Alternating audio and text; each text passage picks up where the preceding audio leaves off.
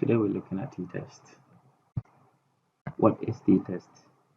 T-test is a statistical test that is used to compare the means of two groups. So oftentimes it is used in hypothesis testing to determine whether or not a process or a treatment actually has an effect on the population of interest, or whether two groups are different from one another.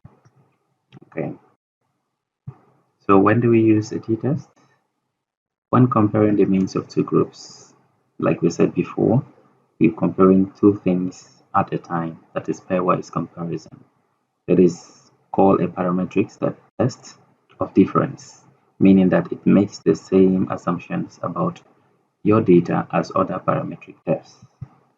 Thus, your data are independent. That is, let's say for example, if you are taking two groups, one is X, one is Y. So every observation, uh, they are all independent. Every observation and Y, they are all independent. X and Y are independent. So the observations are independently collected. Again, the second one is normally distributed. So it is assumed that the data you have to do the t-test is normally distributed, or at least very close to normally distributed. The third and the last assumption is that they have similar amount of variance. X and Y has similar amount of variance within them.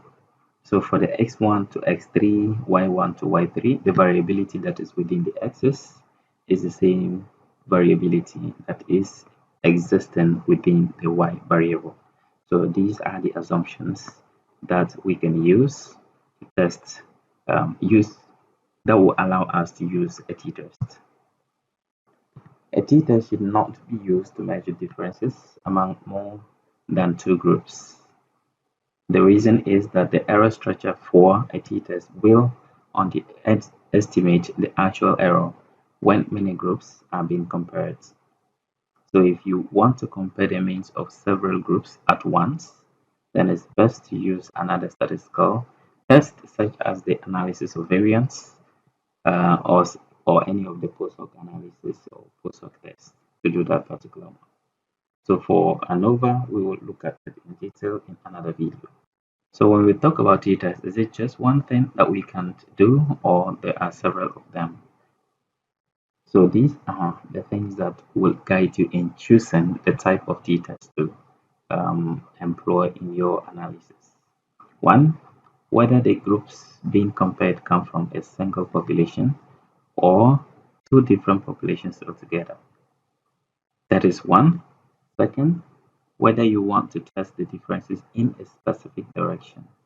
Okay, so we talk about the population being different or not different, and again we talk about testing the difference in a specific direction. So these are the three main t-tests that we can see or we will see in our daily analysis. So one is one sample t-test, a two sample t-test, or a paired t-test. So if the groups come from a single population, that is, measuring before and after an experimental treatment, then we can use the paired t-test to run this analysis. So what is an example of a before and after? If we have a program, let's say a teaching method, let's take it that way. We realize that quantitative methods or any of the mathematical subjects, students strive so hard to understand them. So management have decided to institute a particular teaching program to help students understand. So we want to see whether or not this particular um, program is helping students to understand the subject or not. So you take, let's say we take a test before the program starts, and then after the program starts for a while, then we take another test to compare them. So in that case, one person is measured 2 times before the treatment and after the treatment. This is where we use a pair t-test. If the groups come from two different populations, for example, two different species or people from two separate cities, so we'll perform a two-sample t-test, popularly known as the independent t-test. So this is where we can say let's um, for differences in academic performance between Bogotanga Technical University and Wa Technical University. So these are two independent groups. Okay, again, we can think of OPD attendance between two clinics within the Bogotanga municipality. Okay, so that two will constitute a two sample t-test because they are coming from separate locations. Last but not least is if there is one group being compared against the standard value. So that is to say we are comparing the acidity of a liquid to a neutral pH of 7. So we perform one sample test on this particular one. To bring it closer to our understanding, let's say before we took this course, there was rumors that nobody has ever had a score more than 50%. So on average, if you are sitting in this class, you are highly likely to have 50% as the highest. Nobody ever crossed that. So probably this is what we want to test. Okay, so we take the end of semester examinations, then we compare the average of that against 50%. So 50% is the value and the exam scores are coming from the population. So these are the three main details that we are going to encounter in the course of this course or elsewhere in our analysis. Let's look at another thing, one-tailed or two-tailed. So the type of t-test is not the same as one tail, the type of it or the direction of the tail. Okay, so if you only care whether the two populations are different from one another, then we perform a two-tailed t-test. So that is where we have say equals to, not equals to. Okay, so we're comparing, we're trying to see whether or not the two populations are the same or not the same. Whether one is greater than the other or not, we are not so interested in that. The fact that they are not the same, they are not the same. Now, the second one is if you want to know whether one population mean is greater than or less than the other, then we perform a one-tailed test. So, with a one-tailed test, we can have several of them. One is say greater than, less than, greater or equals to, less than or equals to. So, we can have four different inequalities in testing for the one-tailed test. So, to represent them graphically, we usually see these in graphs. Okay. So where the shaded portions is to say reject if we fall within this level, but if we fall, if we fall in the shaded section, reject. If we fall within the A in between, then we accept. On the other hand, the one test says, okay, this is one form. If you fall in this area, then reject anything else as long as it is not in the arrow region. Go ahead and accept it. Another way to represent it is to say it's going to the left hand side. Anything that falls to the left hand side, accept it. If it falls to the far right after this particular line, then reject. So this is how the one tail test would look like in picture form. Let's take an example. And this example is we are going to use the one sample t-test to to solve this particular question. Okay, so let's look at it. This is the formula on top here.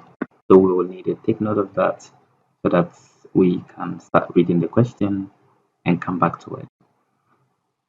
In an attempt to subsidize water for Ghanaians in the midst of the COVID-19 pandemic, the government instructed every district assembly all over the country to provide at least 10,000 liters of water to their respective residents. An investigative journalist who was doing a story on this initiative tried to confirm that district assemblies are actually following the directive of the president by sampling 10 water tankers within the Bolgatanga municipality. The following are the amount of water in thousands of liters that was measured by the journalist.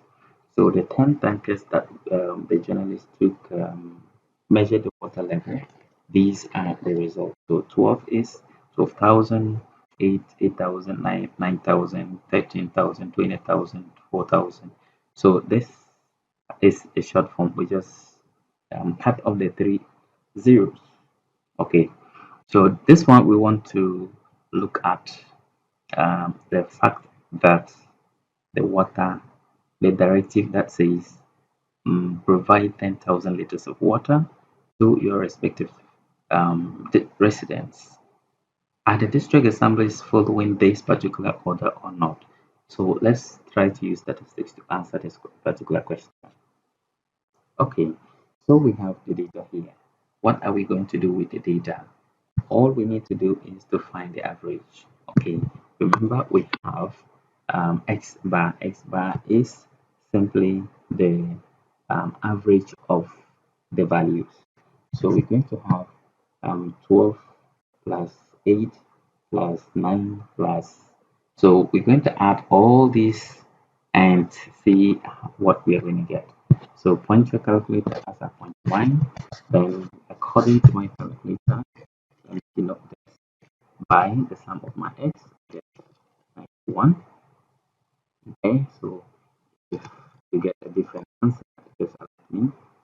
So this is our sum of x, then our x bar is simply sum.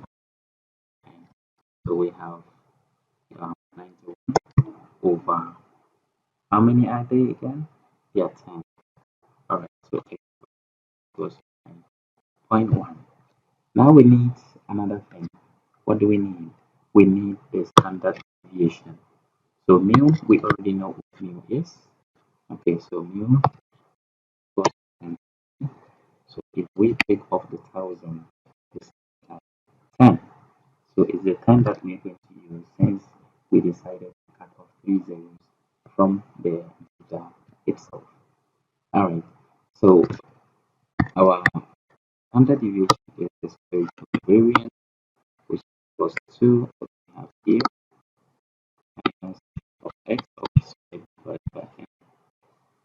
Okay, so this is the formula for finding the standard deviation. Now we know what sum of x is. So sum of x squared that we have to square the 12 added to the 8 squared plus 10. We do the same thing for all of them plus 4. Then according to my calculator, I get 75. Okay, so s is simply equals to the square root of over 9, that is 10 minus 1, then 10 minus, so sum of x squared. So we have 91 for sum of x, so the square of that particular one will give us, let's say, 82, 81. I'll just simply divide it by 10, then I get 8 to 8.1. So just do it straight away and give us the final answer. So let's go ahead, subtract that from 10, 75, and divide by 9. Okay, so that would be about 27.43.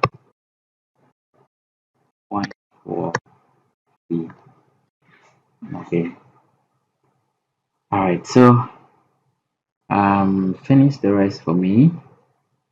Okay, so I'll just on with my calculations. Okay, so let me check my answers again and be sure that I am getting the right thing. Okay, so that's correct.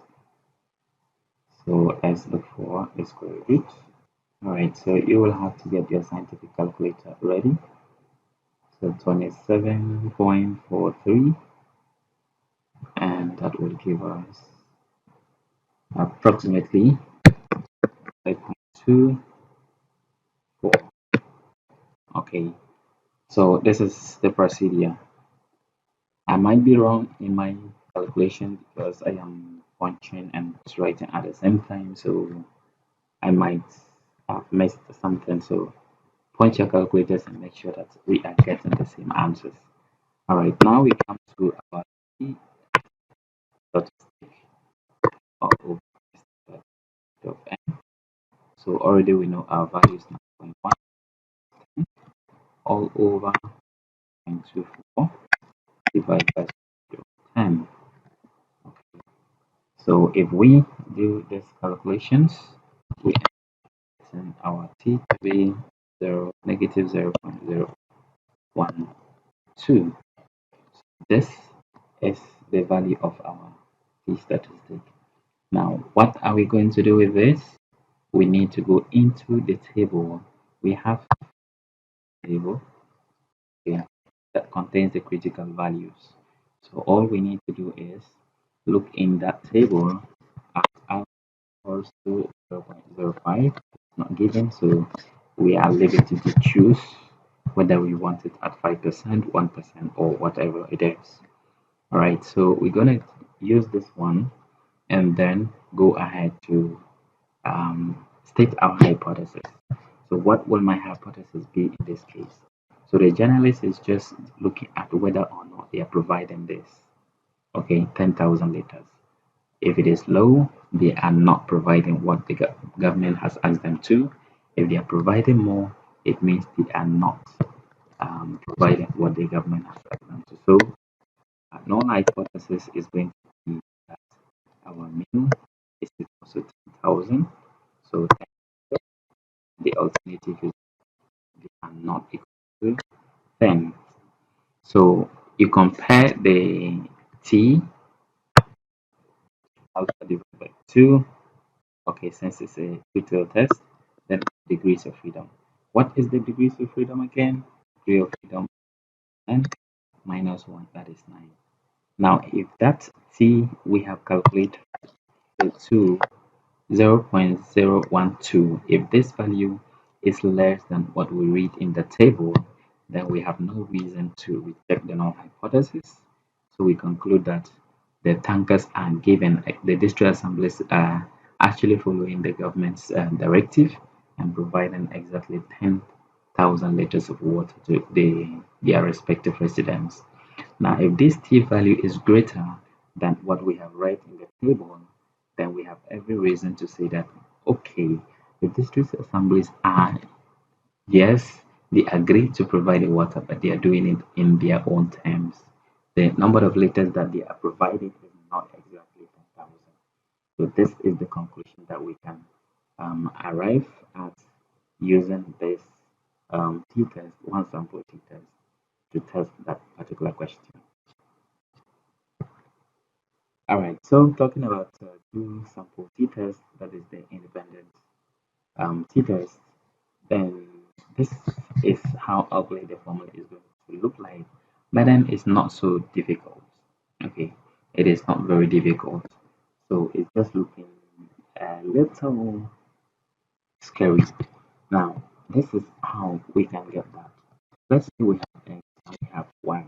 Okay, so what are we going to do the calculations? How are we going to do the calculations here? How are we deriving this? So the n1 that you are seeing is simply the sample size for x in this case, and the sample size for y. So how many observations do we have for x? How many observations do we have for y? Then the s is the variance, okay, variance then 1 is variance of y. So how do we find the variance? We find the variance using that we have 34 plus 1 sum of x squared minus sum of multiplied by n. So this is the variance. Without the square root, it is variance. When we take the square root, then it becomes a standard deviation. So SB is called the pooled standard deviation for the two of them.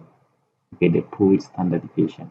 So you can see that it's just a combination, a linear combination of the variances between the two uh, variables that we want to compare. So suppose we collect data about the monthly OPD attendance for the year 2021 from two districts and summarize the following information in thousands. Okay, so district 1 we have a sample size of 40, let's say 40 clinics or 40 chips compounds. Then we take the OPD attendance. On average we have 12 people a day. So 12 here means that it's 12,200 if we add the two zeros to that. Sample standard deviation from the individual values that were collected. We estimated the sample standard deviation from that to be 1.5. So the same thing happens to the second district. We have the sample size being different. We have the attendance, average attendance being 12.5. We have the sample standard deviation being 2.5. So how do we do the test in this case?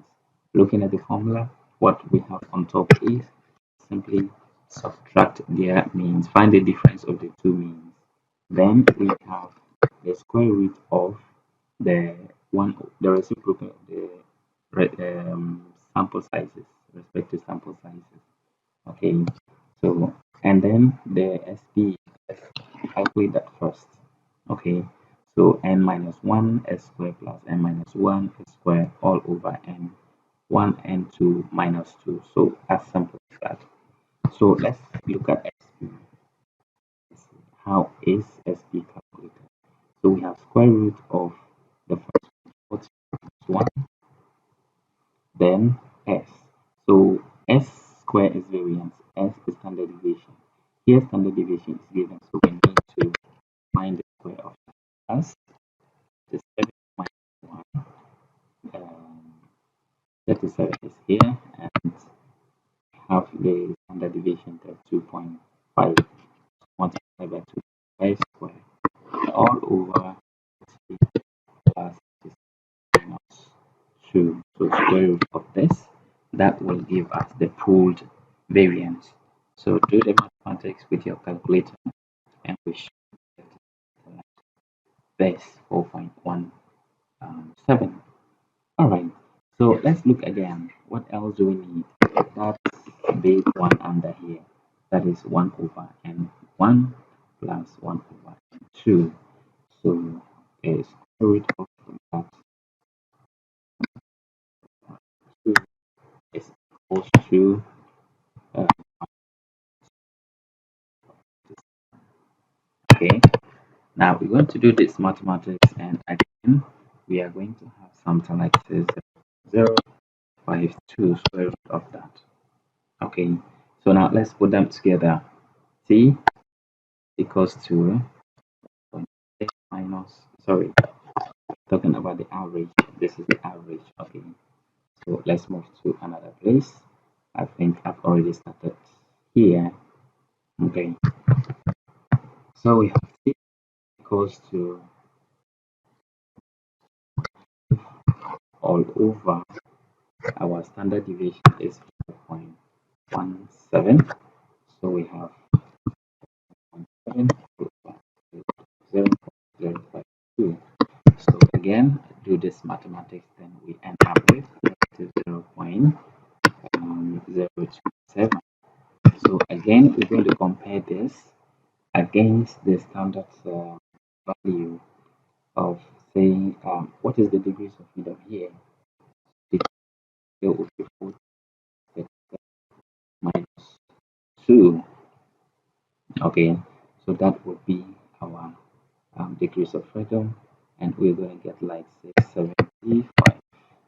So on our table, we are going to read assume we say 5% error margin, then we have 0.05 divided by 2, comma 37, so 75. So we read this from the table and compare with what we have calculated. So if what we have calculated, okay, so let's call the T calculated, and then this one is great. Okay. So if T calculated is less than T greater, then we do not have enough evidence to reject the null hypothesis. So hypothesis, what does it say? This is not the null hypothesis that says that the two population means are equal. Then the alternative says the two population means are not equal. So if we are not rejecting the null hypothesis on the basis that what we have calculated is less than what we read from the table, then we go ahead to conclude that the two population means are not the same. Okay. However, if what we have calculated is more than what we read from the table, then we conclude that the two populations are not the same. Did I say the same thing? Okay, so let me take that again. If we are rejecting the null hypothesis, it means we are accepting the alternative that says that the two means are not equal. Okay, but then if we are not rejecting the null hypothesis, meaning that what we have calculated is less than what we read in the table, then we do not have any reason statistically to reject the null hypothesis that says that the two means are not, sorry, the two means are equal. Okay, so that is how we do the calculations for two sample t-tests. All right, so last but not the least, let's look at the pair t-test. So a pair t-test is used to compare the means of two samples when each observation in one sample can be paired with an observation in the other sample. So basically, this is the before after situation. Okay, so let's go ahead to look at an example. So this is the data set that we have. Okay, so basically you're going to be given the difference. You will have to estimate that difference yourself. So the difference is simply looking at group 1 and 2. Okay, so that it's minus 9 equals to 4, 14 equals to 3, and that order is minus equals to. Okay, so if we are looking at an improvement in terms of bigger numbers, okay, if we are looking at in the improvement in terms of bigger numbers, then it is expected that group 2 should have bigger numbers than group 1. However, if this is some kind of a disease that we are trying, let's say for example malaria, we are trying to test uh, for malaria, okay, before you start taking a treatment, let's say start sleeping under a mosquito net, or you start treating your house so that you can be mosquito free, then we expect that if you go to test for malaria the second time after a period of time, then the number of parasites in you should reduce. So having negative differences is a positive thing. Okay, all right, so enough of that. Let's go ahead to see what does the formula say. It says let's use the difference and not the environment. So after finding the differences, we are not going to consider these differences and then ignore the actual observations. Okay, so we find the mean of the differences. So x bar difference equals to sum of the differences all over. Okay, so m it's how many? 1, 2, 3, 4, 5, 6, 7, 8, 9, 10, 11, 12. So m is 12, and then okay. So I think I've already calculated mean differences, which equals 135, and I was done. So two. So we stick inside our formula to do the estimation.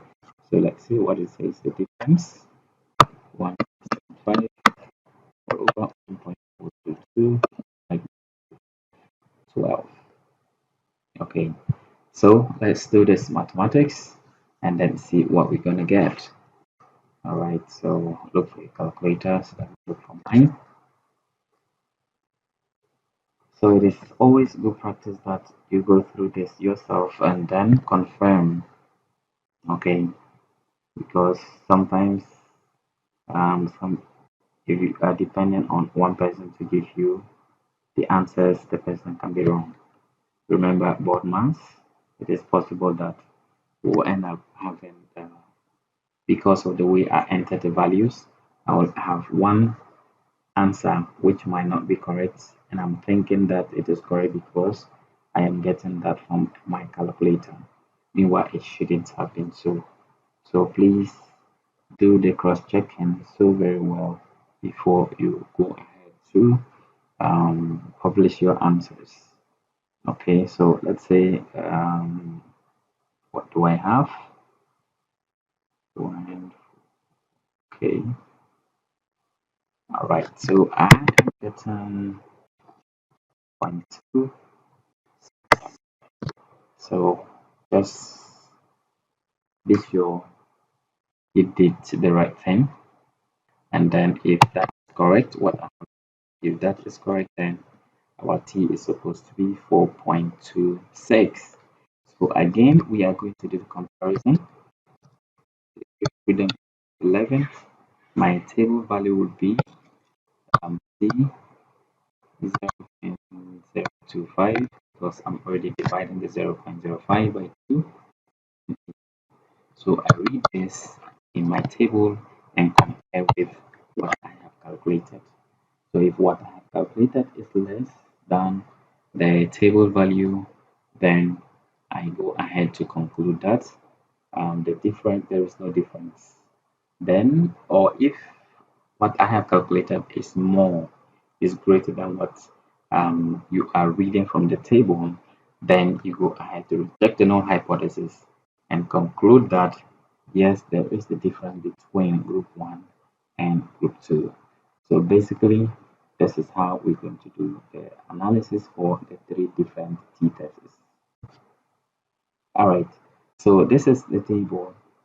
Okay, this is a sample of the table. So let's consider the first one that's talked about.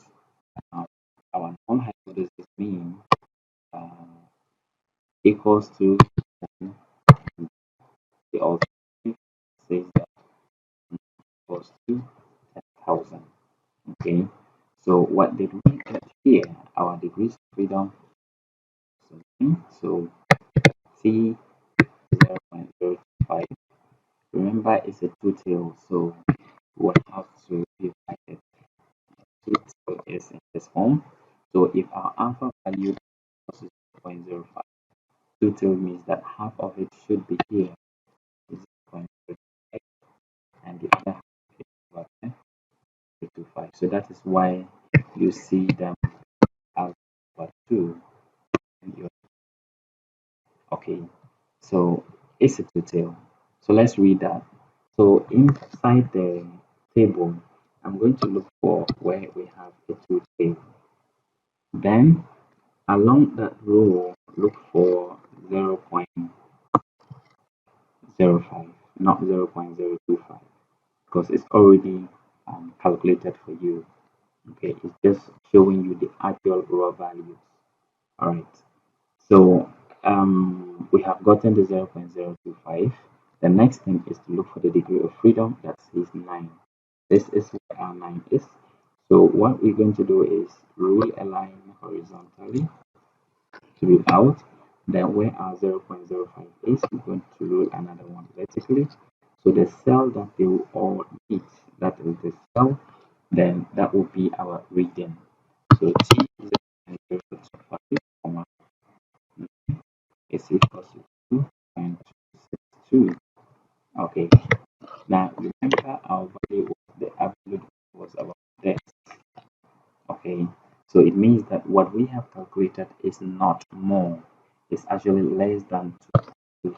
So it means that we don't have enough evidence to say that the district assemblies are not providing the correct measurement of water to their respective constituents. All right, so let's look at the last one too. The last one, D002, also total 11 degrees freedom. Okay, so we are going to follow the same vertical line, but this time we are looking at this. Okay, so we have a value of 2.201, then calculated value was 4 point something. Let's be sure that is 4.26. 4.26. So we can see clearly here that 4.26 is greater than 2.201. So because what we have calculated is more, we are going to reject the null hypothesis. Okay, what is the null hypothesis? The null hypothesis says that there is no difference between group 1 and group 2. So it will mean that group 1 and group 2 are actually different. That is why we are rejecting the null hypothesis based on the fact that what we have calculated is more than what we have read in the table. So this is how you read the table, and this is how you conclude your analysis. Thank you, and see you in another video.